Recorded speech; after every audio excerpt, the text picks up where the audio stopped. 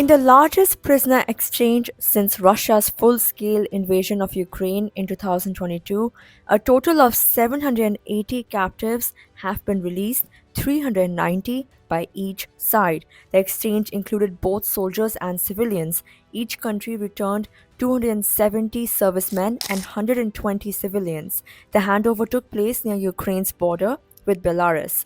This marks the first agreement struck through direct talks between Russia and Ukraine since March 2022.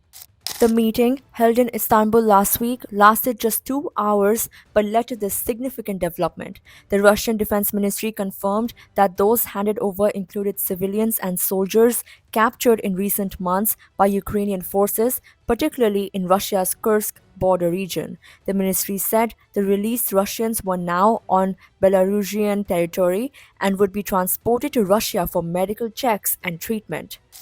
Ukrainian President Volodymyr Zelensky celebrated the return of his country's captives. Posting on social media, he said, and I quote, "We are bringing our people home." End quote. He emphasized the meticulous verification of every name and detail.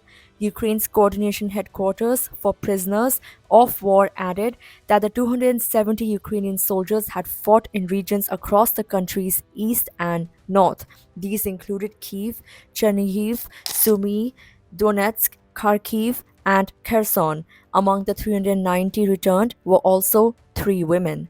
While smaller exchanges have taken place throughout the war, none have involved as many civilians as this one. The prisoner swap has stirred international attention. US President Donald Trump weighed in on his Truth Social platform, congratulating both sides and hinting that this could lead to something big. Question mark. In Ukraine, families of soldiers gathered in the country's north, hoping to be reunited with their loved ones. The emotional toll remains immense, even as relief sweeps through households awaiting long lost relatives. The swap was one of the few outcomes of last week's meeting in Istanbul. Though no ceasefire emerged, both nations confirmed that more prisoner exchanges are planned in the coming days. Russian Foreign Minister Sergei Lavrov said on Friday that a second round of talks is expected soon. He mentioned that Russia will hand over a memorandum to the Ukrainian delegation in the next session. Meanwhile, Trump has claimed earlier this week that Russia and Ukraine would begin immediate negotiations toward a ceasefire. He based this on a 2 hour phone call with President Putin. President Zelensky, however, dismissed the optimism, accusing Putin of using negotiation talk to stall and continue the war. Italy's Prime Minister Giorgia Meloni has backed Trump's suggestion that the Vatican could help mediate a peace progress, but Lavrov rejected the idea, calling it not a very realistic option.